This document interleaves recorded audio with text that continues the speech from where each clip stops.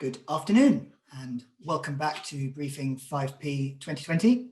I'm Richard Brent, the Editor-in-Chief of Briefing magazine, and welcome to this panel session, which is building an effective data-driven approach to pricing with our partners at Intapp. And I'm very pleased this afternoon to be joined by Gareth Thomas, who is the practice group leader for the marketing and business development practice at Intapp. Hi, Gareth. Hi, Richard. Also, hello. Also by Alan Conway, who's the practice group leader for the operations and finance practice at Intapp. Hi, Alan. Hey, Richard. And also by Annabelle Smith, who's the pricing director at Eversheds Sutherland. Hello, Annabelle. Hello to you. Hello, Richard. Hi, everyone.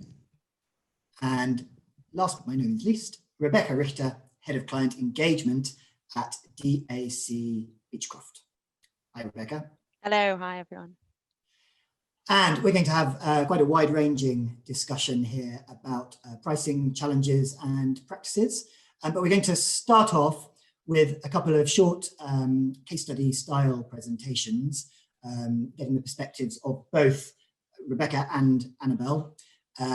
And then we'll lead into questions and discussion. If you have questions while you're listening to the talks that you would like to put, please do make them known in the Q&A section down here at the bottom of your screen, and I will field those across to our speakers this afternoon. Don't forget also that we are on Twitter at Briefing Legal, hashtag Briefing5P. So I'm going to say goodbye to Gareth, Alan, and to Rebecca for a little while, and I'm going to hand over to Annabelle. Thanks, Richard, and good afternoon, everyone. I'd like to start by talking about the importance of data. Obviously, we all understand just how important it is, but the legal sector appears to lag behind other industries. For example, advertisers and retailers have been using our personal data for years to drive sales and create adverts which are bespoke to all of us. Data in law firms remains incredibly underutilised, but at the same time, significant improvement in time capture are required to make the data truly beneficial to our clients, because at the end of the day, that's what's really important. As pricing professionals, we need to understand the cost of services, the drivers of profit, and how to track the progress of matters to ensure our clients receive value and we generate an appropriate margin. So today I'm going to focus on talking about three key things. Firstly, the importance of a data governance plan. Secondly, best practice for time recording and data. And finally, the importance of data in creating fee estimates. So starting with data governance, I think there are really three key ways that it can really help with pricing and profitability. Firstly, it can improve, and in my experience, certainly speed up decision-making processes. It helps us to improve tracking and measuring activities against many KPIs. And finally, it can improve efficiency and effectiveness of all of our firms. Data governance is incredibly important across all sectors, but it's not just about how we use the data, it's about why we use it. And for this reason, all law firms should really have a good data governance plan in place. A good policy really ensures that the data driving your day-to-day decisions is solid in the first place and will help you and your clients maximise value. As we all know, every day law firms collect a huge amount of data, with many data fields required just to open a matter. And then you have the day-to-day time recording for each matter, recording time from phase and tasks down to activity level. And then of course you have to provide narratives. But if we combine our data with that of our clients, we can help them make really strategic decisions about how they might optimise their external legal spend. And in addition, law firms can use the data to identify clients or products which have different margins, and therefore they can then focus their resources appropriately.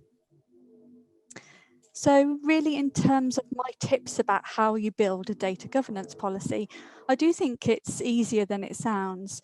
I'd recommend starting by thinking about your firm's strategic goals.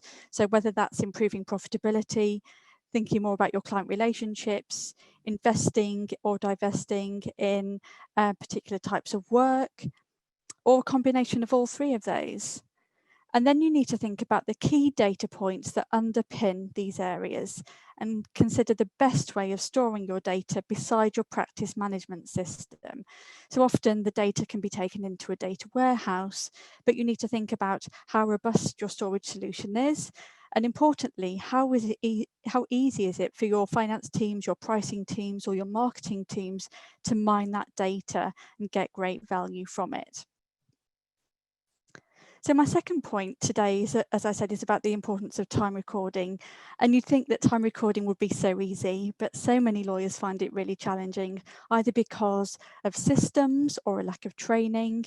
And in my opinion, all lawyers, regardless of their experience, should have regular time recording training, and importantly, should really understand the billing or broader outside counsel guidelines requested by their clients. However, one of the key ways to understand your pricing data much better is to implement phase, task, and activity codes. But obviously, we still need the lawyers to use them accurately, otherwise the data can be meaningless. I think many of you will be familiar with UTBMS codes, which were originally set up to enable e-billing and primarily focused on litigation matters. But following this setup, many firms realise that in order to provide accurate fee estimates or even alternative fee arrangements, sets of codes within matters can really help to build more accurate pricing. And they also enable you to compare actual with budget by phase and task and analyse those variants in fees for your clients as well. I think one of the key challenges we find with the phase and task codes is that sometimes they aren't used correctly. Sometimes there's just too much choice. A lawyer doesn't really know which one to pick. And therefore, in haste, sometimes lawyers can just dump time to the admin codes. And they often resolve they're going to sort it all out at the point of billing. And as we all know, that doesn't always happen. And we end up taking write-offs because clients won't pay, or quite rightly, they shouldn't pay for admin time.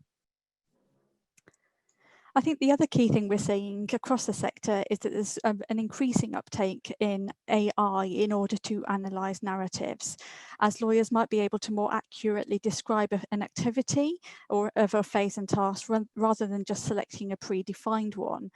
So therefore, I think, in my opinion, a combination of both the phase and task codes and the AI can lead to much better pricing decisions for everyone. And then the final piece I'd like to talk about, my third point, is the importance of data in building fee estimates. And obviously, under the SRA regulations, we have to provide our clients with pricing transparency and, importantly, accurate fee estimates. My team and I spend a lot of time on individual matter quotes as well as the larger panel RFPs. I think fee estimates, particularly on our larger matters, are key to managing profitability across our firms. But if they're inaccurate or based on the wrong assumptions, they can often damage client relationships, which we don't want. Good data can really help build accurate fee estimates. Even if you haven't priced precisely the same job before, there will be phases or tasks which you've delivered, and therefore we can look back at historical matters and mine that data to help build our estimate. So even if you've only just recorded sort of basic hours for a matter and you might not have recorded phases and tasks, as long as lawyers have recorded their time accurately, then you can extract this information from your practice management system and you can refine it to price a new instruction. What we've seen across the market is that many of the latest pricing and AI tools enable you to pull your historical matters into pre-populated budget templates. And this saves a lot of time. It also stops the debate about lawyers worrying about building up their budgets from scratch. And lawyers can be given a draft budget and then spend time thinking about whether that's appropriate, and they might just need to tweak it. I think also one really important point is that the more data you build using alternative fee arrangements, the more powerful your data becomes. And clients really like it when we play back to them the percentage of their spend which is no longer on the hourly rate. It's a really powerful metric. And so to close, from my perspective, to get this right, you have to have a really good education programme in place across all lawyers and trainees. You have to have buy-in from the top, your executive, your senior partners, and we need to listen very carefully to our clients about pricing. If we work with our clients, we will develop deeper client relationships and create value for everyone all round. Richard. Thank you, Annabelle. A very very quick question before we move on. You're talking in your sort of data governance piece there about the challenges or the need to prioritize, I think you said, which particular data is most important to have a consistent approach to within the firm. Would you be able to just expand on that a little bit? Are there particular data points or data fields that you would prioritize? Of course, Richard. I mean, obviously, many clients ask for reporting, so many of our clients will ask for very specific data fields to report on. So it's absolutely important that our lawyers all follow these guidelines and make sure that the data fields are populated correctly at the point of matter setup. From my perspective, as a pricing person, there are a couple that are really, really important to me. Firstly, I really like to make sure that lawyers correctly identify the type of fee arrangement up front, whether that's going to be a cap fee, a contingent fee, a retainer, because if we don't get that right, then we don't know how we're going to bill. And it also creates a huge amount of powerful data for us.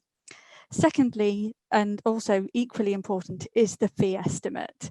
So some lawyers are quite lazy up front and will just put the minimum fee estimate that they can just to get the matter open. And I do appreciate that sometimes you just don't know how much a job's going to cost, particularly on the dispute side when you get going. But it's really important that that fee estimate field is populated, because it drives so much of your matter management process. Your legal project managers need to be aware of what that fee estimate was. And of course, if your scope changes and your price changes, you have to keep that field up to date.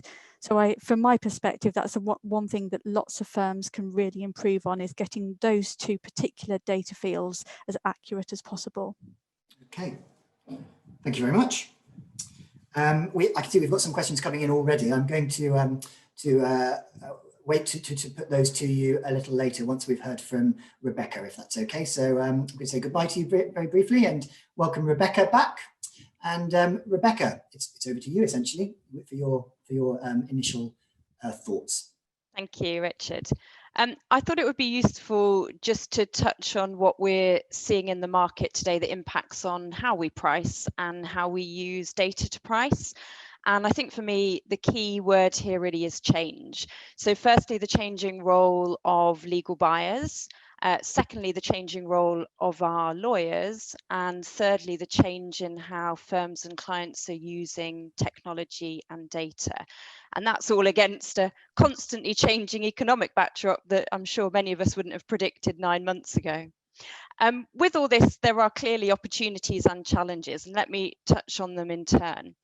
So firstly, the changing role of legal buyers.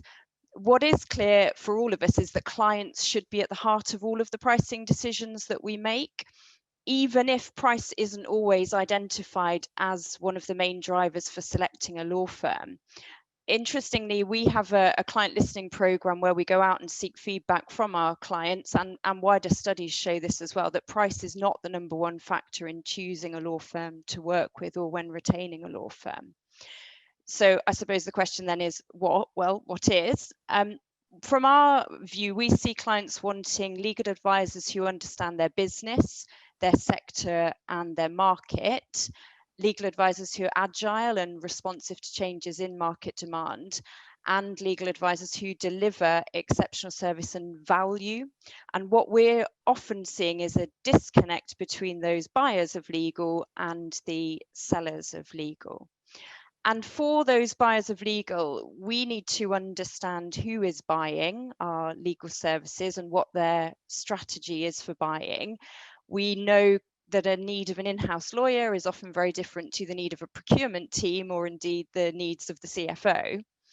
We also need to understand what value means for each client, and then how we price for value rather than time spent. And that's quite a change for what I would say is still a fairly traditional sector. But what we're seeing is that as others come into the marketplace and disrupt, that push for more innovative pricing and approach increases. And also, if law firms are looking to innovate, we need to continue to see that move away from pricing for time incurred or unit cost and more towards pricing for positive outcome or for value. And that's great to say, but as we all know, sometimes that's actually quite hard to achieve. And how do we do that? Well, I suppose firstly, it's listening and engaging with our clients earlier. What we often see is that pricing too often ends up being the last conversation when really it should be the first conversation. We also need to understand our clients' evaluation criteria for buying. So again, we're seeing increasingly more focus on diversity performance, which then requires data to support that. So I think understanding those changing both the buyers and the sellers of legal is particularly important. We've then got that changing role of a lawyer. And it's interesting because the journey to lawyer used to be fairly straightforward. Go to university, study law, get a training contract, specialize in a particular field of work, deliver technical brilliance to clients, get paid. Easy. These days, lawyers are expected to be technically brilliant, emotionally intelligent, salespeople who can price commercially, pitch creatively, and negotiate the best deal for the client and the firm. Sounds easy, no? So what needs to change? Well, what we are seeing is actually a reimagining of that skill set of lawyers. And technology and data are great, but without people who understand the data, who can use that data effectively, who can draw insights, who can make better decisions, it becomes slightly less useful. One of the things that we've been doing is we've been working quite closely with the O-shaped lawyer program, and I'm sure a number of you are either involved or have seen this. And actually, there was an article in the Times just a couple of weeks ago, and that really rethinks what that formation of a lawyer now is and in the future, and shifts the focus of skills, behaviours, and mindsets. And with the view to the lawyer of the future practicing in a more human-centric, a more emotionally intelligent way, and in effect more rounded, more O-shaped. And what we need to do, therefore, is to train our lawyers to understand data and to use that data effectively. And one of the things that we've done recently is we've actually relaunched our trainee development programme. So that's currently being piloted with our new September trainees who all joined us virtually, our 18 virtual trainees. And that trainee development programme has been developed in line with those principles around the O-shaped lawyer. And what it means is the trainees are both accessing and therefore developing skills much earlier in career. And that includes things around legal project management skills. They get involved more closely on real business development projects, attending client relationship management sessions much earlier career-wise, and learning how the firm operates. And what we've also done is we've incorporated a data analytics diploma. So going back to this point about it's great to have the data, but actually if our teams can't interpret that data, then it's less useful. So that diploma will enable these trainees, these lawyers and future partners to again have those more commercial decision-making skills and prepare them to make better decisions using data, to use data in their storytelling, to actually draw insights for clients from that data, and really to enable much better data conversations. The third thing then that I just touched on was almost that change then around how we use technology and data and how we use it more effectively in pricing decisions. Well, firstly, what we need to do is translate that data into a language that both we understand and our clients understand. And then what it means is we can use that data to both formulate and also to defend our pricing proposals. And Annabelle touched on that as well. And we need to demonstrate the benefit to clients in a way that's simple, that's clear, but then uses relevant data to support that theory. And almost by doing that, we can define what good really looks like for our clients, and we can move away from the more traditional pricing structures to more innovative approaches. We're also seeing increasingly collaboration with clients on pricing. So as I said before, most if those conversations come much earlier and we understand what the desired outcomes are for our clients, we can work with them on that pricing model. And we're also seeing again around efficiencies and cost savings, new products being developed. So using AI, using data to help speed up some of those decision making and therefore reduce costs. And clearly, the ability to do this may vary whether you're talking about your existing clients where you may have a bigger data set or new clients or prospects. So I think clearly we're in this period of change, and how we continue to respond will ensure both profitable growth of our businesses, but also that of our clients as well. So I think it's quite a fascinating time at the moment. It'll be interesting to see where some of these decisions go next. Richard. Thank you, Rebecca. Thank you. And in your new development program that you were talking about there, how challenging within that is the pricing, the commercial skills part of it, because obviously that's the subject that we're talking about predominantly today, compared to some of the other skills that lawyers need to increasingly adopt and be able to put into practice. So I think it's giving our trainees that insight much earlier into career, but what we're also conscious of is that need with our existing lawyers and legal teams to also involve them and train them in some of these conversations. So I think all of the the skills that we provide sometimes take people outside of comfort zone and outside of naturally people's journey to being a lawyer. But I think increasingly the decisions and the conversations that we're having with our clients are much more commercial, so then people feel more confident, more enabled to have those conversations, and they don't get passed to different parts of the business. Actually, we're having those directly with the right people at the right time. Okay, thank you very much. Okay, well, now I'm going to welcome back Annabelle and Gareth and Alan. And a reminder, if you have questions that you would like to put to either Annabelle or Rebecca, or indeed both, picking up on what they've been talking about so far, please do so in the Q&A at the bottom of your screen. Gareth, I'll come to you first, if that's all right. What's resonated most with you about from what we've discussed so far this afternoon? Is there anything there that has been particularly on Intapp's mind in terms of the future of this area? Yeah, great. Thanks, Richard. So from our perspective, obviously, we're always keen to listen to our clients and understand what their requirements are and how they're changing. And obviously, everything is very different to how it was 9 months ago, let alone 5 years ago or 10 years ago. But something that Rebecca mentioned there that certainly resonated with me. So you've got this sort of data diplomacy process that you're going through, which your 18 recent joiners are currently going through. What other tools and techniques have you guys got lined up for some of the more traditional lawyers to start to get on board with this new way of thinking, particularly around the actual pricing and of the information?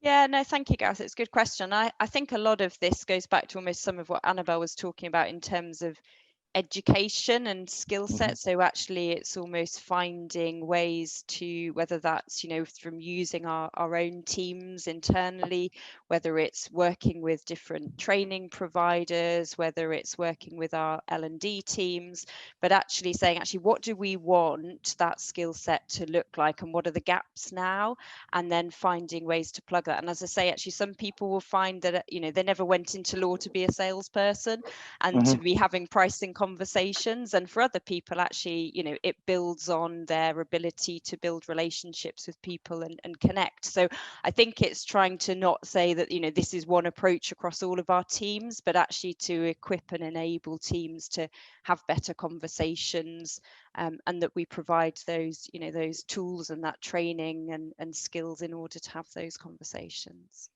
So basically, to treat it like a change management aspect of a technology project, really. So this is something that's going to continue to evolve, and as you said, certain things will work with certain types of users and lawyers, and others with others. So yeah, I think so. And I think also because, you know, this is what our clients are asking of us as well. Mm-hmm. So this isn't us saying, right, let's change everything we do. Actually, we know from, you know, our feedback and our conversations with clients that those commercial conversations add much more value. They provide much more insight. You know, we're able to bring those trends and insights to a conversation that is much more valuable than just the technical excellence. So I think alongside that just, you know, that's clearly the direction of travel, and that's both informed by our clients but also with our own approach as well.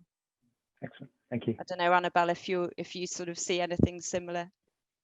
Yeah, I definitely. I mean, I think the training piece is really interesting, particularly for the trainees. You know, do you start with the basics, time recording? You know, that's absolutely fundamental for your trainees, and then you start to weave in what's a fixed fee, what's a cap fee. Still confuses some partners. You know, start to drip feed the core pricing, matter management aspects into their journey as a lawyer from a very early stage, and then you don't end up with that gap later on in their career where they want to go for partnership and they're like, God, I've never had a pricing conversation, but I want to be a partner and I would need to deal with RFPs. You've got to start early these days and really encourage development from a much earlier age. Alan, how about you? What came to the surface from hearing Annabelle and Rebecca for you? Thank you, Richard. I think, gosh, a couple of things echo what Gareth was saying as well, but I think one of the things that Annabelle was talking about was around data and it being a balance between the quality of your time recording habits. You know, I think you need to have that, and then combining it with more recent technologies that are around regarding AI. I think, you know, trying to rely on one or either isn't going to deliver you the results that you want. I think there is a combination, a balance between both of those. I think that's a really strong approach, you know, not to try and defer the responsibility of ownership of this data to technology or conversely to your partners. But I actually had a question for Annabelle, which is very different to that. So thank you, Annabelle and Rebecca, for joining us on this session today.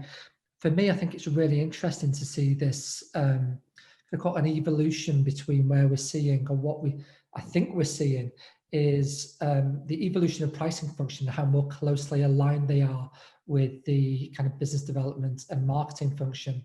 So Annabelle, we've spoken about this previously. Is this something you see more happening within your firm? How do you see this evolving? Yeah, absolutely. I mean, I started in the legal sector in 2003, and back then pricing was sort of, you know, annual RFP reviews, working with partners on pricing, but it was very much sort of finance and the partners, and obviously the pitch team would lead an RFP, but that was about the extent of your day-to-day engagement with the pitch team.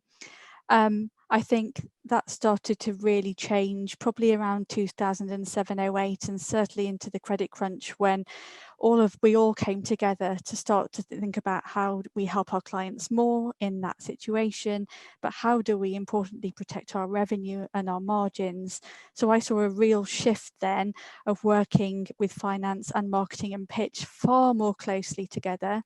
I saw the development of more key account managers who were very much aligned to focusing on just a handful of clients and not lots of clients. So probably more of a shift from working down practice groups to clients and sectors. And as part of that, we had to help educate our marketing teams on, you know, how we price, what does this data mean, talk about financials in a much more detailed way. And in contrast, they had to teach us. They had to teach us about sales, how they target, you know, so I saw a real shift change back then.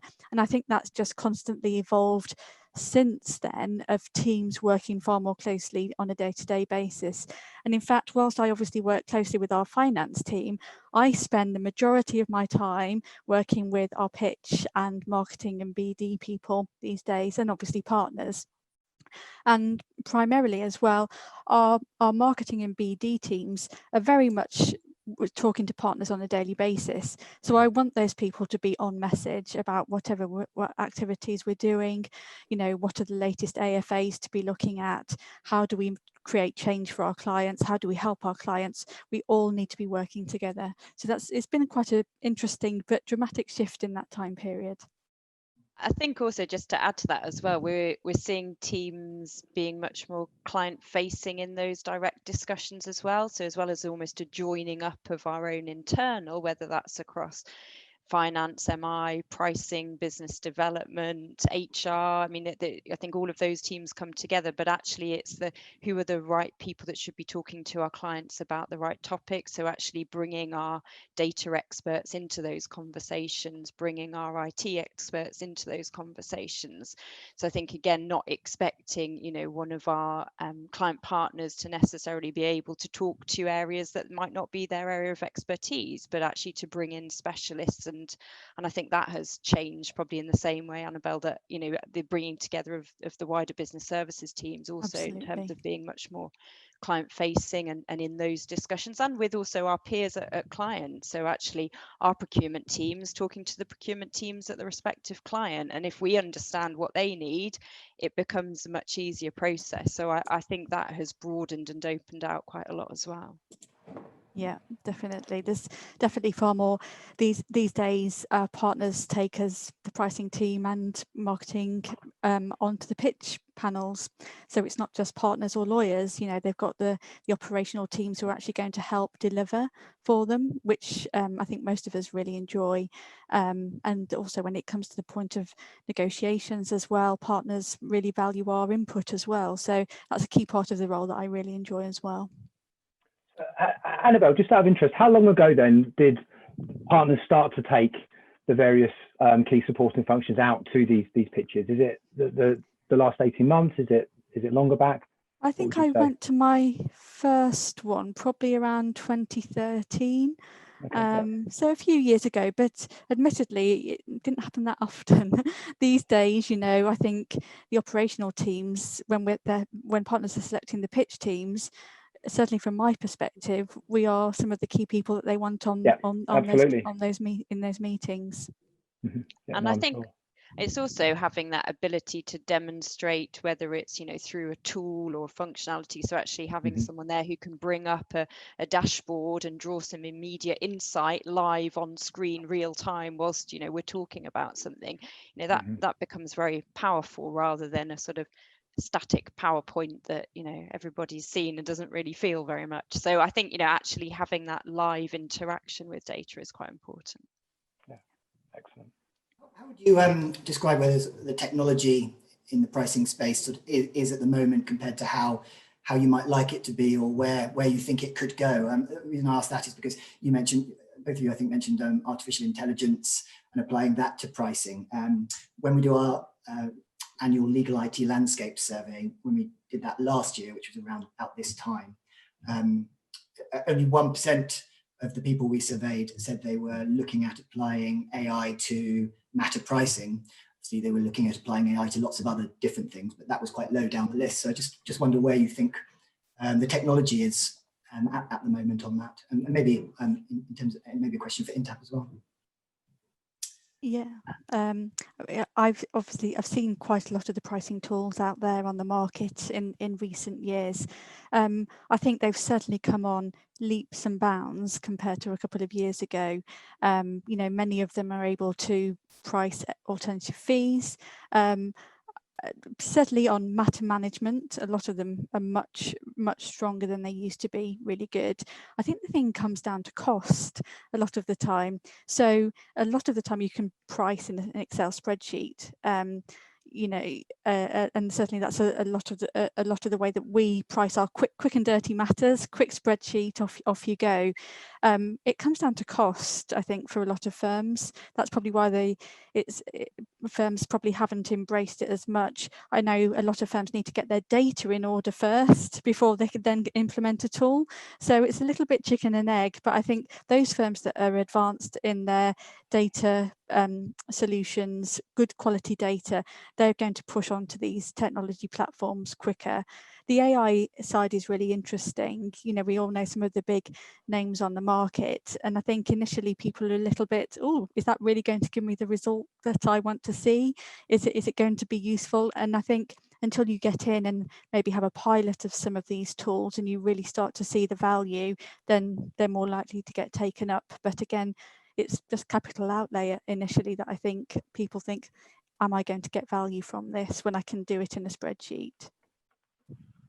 Yeah. For me, there's a couple of things there. I'm going back to what Rebecca said as well. So about change, because I think equally as important is the right technology out there and available. Are we able to bring it into the business, and are we able to make it effectively change the way in which we work to enhance the way that you deliver your client services? Coming back to the technology, again, back to one of Annabelle's really early points is, for me, it really is about a balance. It's not only about a balance between being able to serve different parts of the law firm who want to be able to price, whether that's pricing executives, whether it's business development, or whether it's the lawyers themselves, so being able to facilitate how they want to work. It's also about having that confidence in that the information that comes back from the tool is relevant to what you want to do. So in a lot of circumstances, you know, something simple as, you know, leveraging templates where you've had particularly a practice area that has a strong data cleanliness, so you can trust and rely upon the information that's already been collected. However, in some circumstances that just doesn't work. The data, you know, there's no point waiting, 5 years in the future to start collecting good data now. There are AI tools out there available. I think the difference is how they all apply AI, because AI for me is more than just interrogating data. It's actually learning from what you've interrogated and seeing if that makes a difference again going forward. And I think you see, increasingly AI being used to respond to client needs. So we, developed products and tools for clients that look, whether it's at sort of, case management, whether it's analytics. So I think we're seeing already a lot of technology in that space. It's just then how it applies, as you say, Alan, almost to the pricing world. And also that clients are increasingly keen to collaborate. So almost if we can say this is what we're looking to achieve and what they want to achieve, and actually what tools are out there or what is developed, I think there's much more appetite to look at collaboration and co-development than there was previously. And interested on that point then, so Rebecca, then, so when you're saying co-developed, is that the clients having a commercial interest with DACB with regards to what gets developed, or is it the client saying we would expect the pricing to look in a certain way if you are using a tool like this? Which of the, or is it either end? I think it could be either, and I think it depends on the client again, and also we're seeing, particularly in the tech space, some quite interesting, whether that's smaller startups or others who want to pilot and to try out different tech and then to actually work together. I think it all comes back to almost what the desired outcome is, and if we can agree that, then almost technology becomes that tool to enable. And I think also clients are happy to pilot things, and we've seen it again with some of the different fee proposals, is almost to move people away from hourly rate models into something different. You've almost got to sometimes run that parallel model to show actually this does work and it's effective, but it's actually getting some things live and running as opposed to just talked about in theory, because I think still that uptake of AFAs is probably lower than a lot of other industries. Yeah. We had a question which you've answered, Annabelle, in the chat. I thought I might just read it out just to everybody. The question was, how did you go about classifying matters? Did you build your own taxonomy or adopt a third-party standard? And you mentioned that you, Annabelle, built your own taxonomy, and that's still evolving at the moment. That's correct, yes. Many years ago, we built our own taxonomies in our BI database. Some law firms will make sure their, for example, clients are aligned to industry code, SIC code, so you can ensure you sort of got that sort of can be quite consistent for many law firms. But generally, if you build your own, and it's not necessarily the right thing to do, but it was for us, it basically gave us the flexibility to adapt that as the business changed. It allows you to think about the different metrics that you want to use. Things like alternative fees. I think when we first built our taxonomy around alternative fees, we probably had fixed, capped, and maybe contingent, and now we've got a very long menu. So I think having your own system and having really good people that own and manage that and keep it up to date, and also go back and review the data to make sure lawyers are updating it, to making sure that matters have been set up correctly. I think that's obviously really, really important to all of this. Thanks for that question. That was from Richard Tomlinson. Are you seeing any difference in what clients want in terms of those alternative fee arrangements? You mentioned, Annabelle, that they like to see the volume of work that is on an alternative fee arrangement, for example, and to be able to compare it. Are you seeing any difference in that space going through this particular period compared to, you mentioned previous, for example, crises, I suppose, crisis situations? So I think it's quite interesting at the moment. Certainly, if I think about the RFPs that are coming through, certainly clients still ask for the hourly rates, but they're always asking for innovative arrangements. So you kind of make sure that that proposal's tailored to them, and make sure that you give them some options. I think the key thing that I'm seeing in this period at the moment is just the need for cost certainty. And clients want to know that lawyers are being efficient, not doing more than what was asked, making sure the scope's clear, managing their money as if it were your own, basically. And I think that perceived efficiency and transparency is one of, those are the two most important things that clients are looking for at the moment. It's not so much about the hourly rates themselves, it's about, you know, everyone's tight on budgets. People have responsibilities in terms of reporting lines back to their finance directors or CFOs. So we need to help them look good. So we need to make sure our lawyers behave in a cost-conscious manner on all of their matters at the moment. That's incredibly important. In line with what Rebecca was saying, then, if they haven't already, it sounds like the perfect time for them to get serious about project management. Yeah, absolutely. Project management is, I think, you know, there's some partners and firms which are using legal project managers in a different way or don't use them at all. And legal project managers aren't right for all areas of work, but certainly they do bring a huge amount of value, and they keep the pressure on the lawyers to make sure their fee estimates are up to date. They manage scope change and communicate with clients. And I think we're going to see these roles expand even more, and very much linked with pricing as well in the future. There's going to be a huge amount of demand across the sector. How about you, Rebecca? Are you seeing anything that is changing this year compared to 5 years ago, 10 years ago?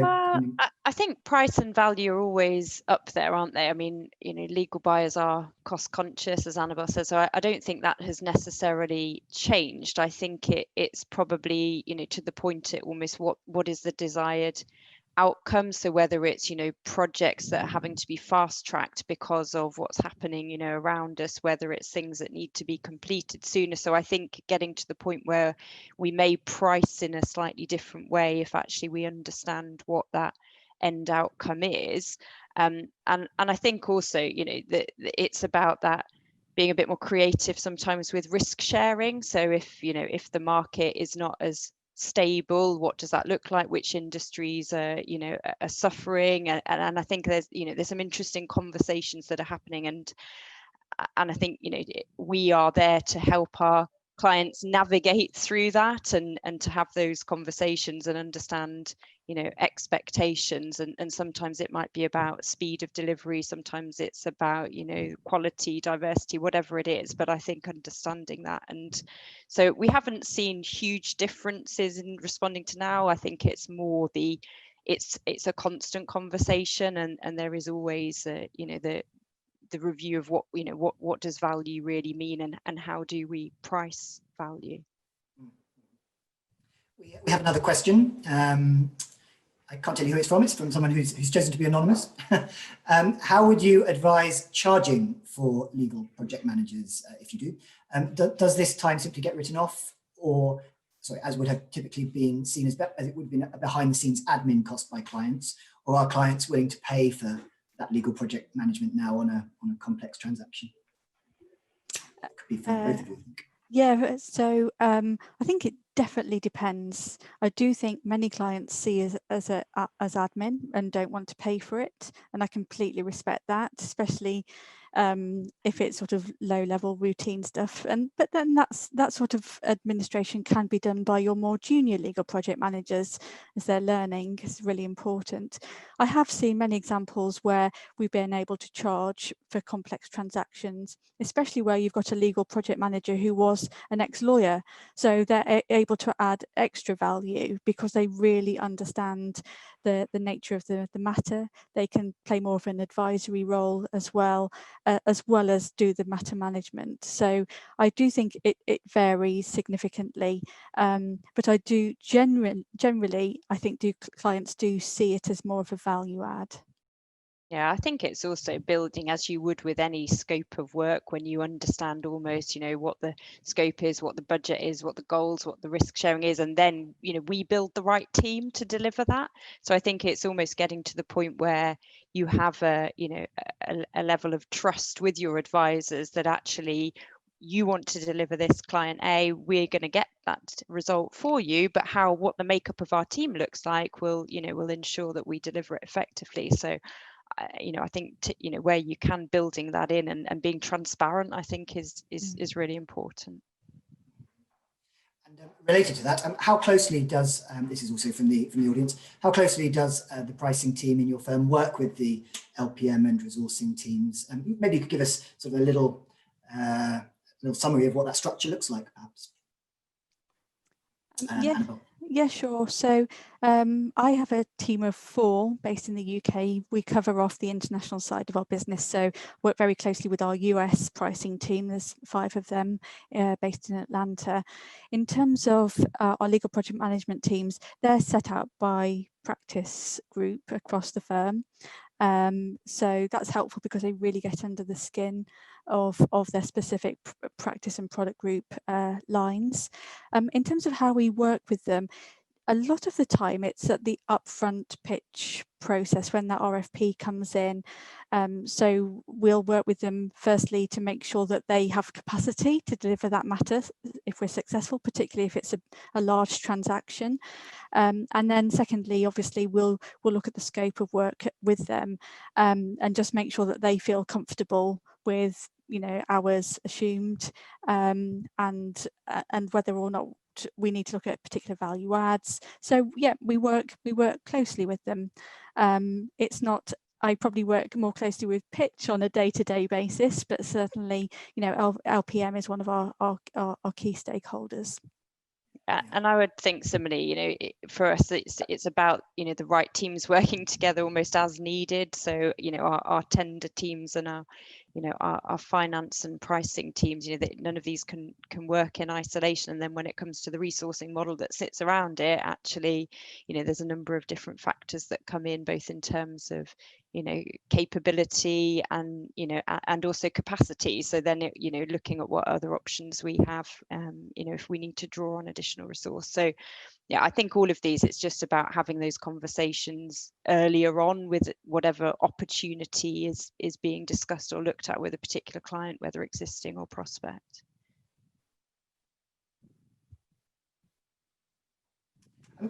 Gareth, maybe I can come back to you. The things that we've been talking about here so far, do they very much mirror what you see in the market more generally, or do you see firms sort of having a whole different range of strategies to these matters? Sorry, was that for me, Richard? Sorry. Yes, sorry, Gareth. Oh, sorry, I didn't hear you say that. Cool. Yeah, well, I think it really depends on the firm, their approach to technology, the type of client base that they serve as well. I was on a call recently with a city-based firm that told me that they still price a lot of their work the same way they did 10 years ago. They've got matters that run into multiple years, and they're not overly affected by the last 9 months, certainly yet in terms of revenues and work. But yeah, I think overall, the tools have been out there to help law firms price work more efficiently and understand, have we done one of these before or not? And if we have, how much did it cost? Who was involved in it? What was the makeup of it? What's the client asking me to do in terms of building the team now? And then, what's the client's budget? And therefore, all of those factors considered together means, we've done one before, it looked like this was the team, and therefore this is how much it should cost. But I think really the biggest thing that's come out for me today, and in a lot of the recent conversations that we're having, is really around an alignment between the technology and the culture. So the technology is getting better, but the technology has been there to do a lot of this before. It's firms, I think they're in a position now where their clients are putting them under pressure to price more efficiently and to be more transparent. And so it's the combination of the current market conditions, the fact that the technology is getting better, and I think culturally law firms are much more accepting and willing to do this and to meet this new requirement on how they price work. I also think it's becoming a necessity as well for most firms. So would be my view. What do you think, Alan? Yeah, I agree, absolutely. I think, again, for me, it's great to see this collaboration between the different teams within the law firm. We've just kind of introduced LPM, the LPM function there. We see the LPM function as being something that's significantly growing within the firms that are our clients. And I think there are some very interesting topics that the LPM team are facing. Things like workforce allocation and being able to predict who's available and therefore assign work to those resources in the future. I think that's a really interesting topic and a challenge that law firms are addressing. And I think, collaboration goes a little bit further than that. And something, again, we're learning more so in Gareth's team is how the law firms are actually partnering and collaborating with their clients. And that's something, again, that, as a vendor, we're trying to learn more about, because we think that's a really exciting area that, you're trying to add additional value to your clients. And we think if we can help you do that, then that's the value that we can provide. And I say, again, particularly within Gareth's departments, that's something that we're trying to do. And I think it's also that, complexity of systems and tools and technology, and actually them all sort of talking to each other at the right time. And, we've seen examples in certain panel arrangements, where actually the emphasis is on the law firms working together then to deliver a single outcome for a particular client. So, go away 6 law firms and work out, an answer to this problem. And so again, I think actually, how those different tools talk to each other is important, but actually often the emphasis again is, go away and find the solution. And and coming back then with ideas and options and what that might look like. To pick up on something slightly different that you mentioned, Rebecca, which was the increased focus on diversity in clients' decision making. Can you tell us a little bit more about that? Sort of what sort of things are you seeing now that maybe you weren't seeing a year ago or 2 years ago? How much greater is that pressure? Yeah, well, I think the conversation around diversity is more at the forefront now, but I think it's been there for a number of years. I think there's probably just increasing pressure from clients now to report more transparently and openly. I mean, we've seen examples of of clients not reappointing to panel unless a diverse approach to workforce or approach to matter management, and how that's you can actually see examples of, I think it was back in 2017, wasn't it, when HP said that they would withhold 10% of the fees if the diversity criteria wasn't met. So I think that it's been around for a while, but I think increasingly we're seeing within tenders and RFPs, a proportion scoring and then data needed to back up in terms of actually saying this is how we, how we operate and how our teams operate, accordingly. So I think it's, whether it's diversity dashboards, whether it's just making data more available and transparent, but I think there is increasing pressure on law firms and the industry. I don't know, Annabelle, what you see. Yeah, no, we certainly see, I think, well, like you, I think we've seen the request for the diversity statistics in RFPs for quite some time now. I think the challenge is the reporting of it. You know, I've seen some clients wanting to report down to matter level, which becomes a huge challenge for many people. So I think that's certainly that.